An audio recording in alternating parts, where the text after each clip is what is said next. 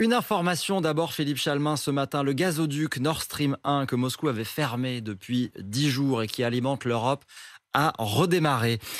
C'est bon signe. L'Europe craignait que les vannes restent fermées, hein, clairement. Oui, mais je pense que les Russes jouent pour l'essentiel avec nos nerfs. Donc ils ont menacé, enfin ils l'ont fermé pendant 10 jours pour un contrôle technique qui est une maintenance qui était prévue à l'avance.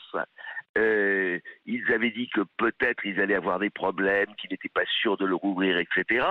Finalement, ils le rouvrent ce matin.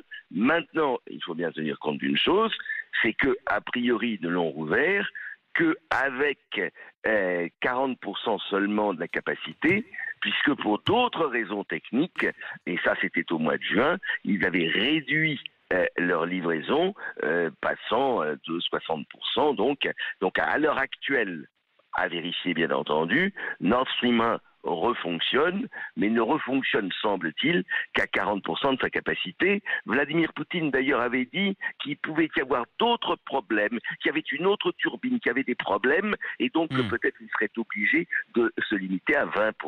Et Donc, l'Allemagne, qui dépend énormément de ce gazoduc, dit que toutes ces raisons soi-disant techniques sont des prétextes. On comprend que Moscou souffle le chaud et le froid dans cette crise liée à la guerre en Ukraine.